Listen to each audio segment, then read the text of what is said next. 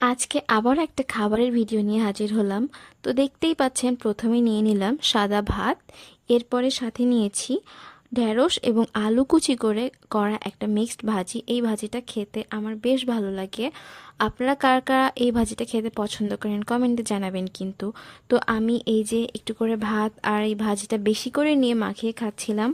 আমি নর্মালি ভাতটা একটু কম নিই, আর সাথে সবজি বা যাই থাকে বেশি খাওয়ার চেষ্টা করি।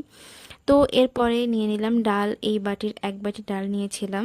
তো আমি ভাজি আর ডালটা মাখিয়ে মাখিয়ে খাচ্ছিলাম, বেশ মজা লাগছিল। তো এরপরে নিয়ে নিলাম শিং মাছ ভুনা।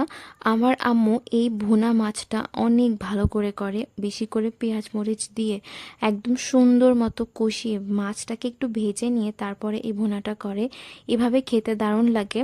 আমি অনেকের ক্ষেত্রে দেখি তারা এই মাছগুলো না ভেজেই করে, বলে যে না ভেজে করলেই নাকি স্বাদ বেশি লাগে। এটা আমি ঠিক জানি না, তবে আমার কাছে যে কোনো মাছই না ভাজলে আমি একদম খেতেই পারি না। তাই জন্য আমার আম্মু সব মাছই খুব সুন্দর করে ভেজে ভেজে করে, ভালো লাগে আমার। তো এই যে আমি মাছ খুলে খুলে ভাতে নিয়ে খাচ্ছিলাম, অসাধারণ লাগছিল। আর এই মাছটা চাষের যে মাছগুলো হয় আর কি, সেগুলো করলে স্বাদ লাগে না আমি যতটুকু জানি। তো আমাদের এই মাছগুলো নদীর মাছ ছিল, আর নদীর মাছ দিয়ে এভাবে ভুনা করলে খুব বেশি মজা হয়। যারা খেয়েছেন জানেন।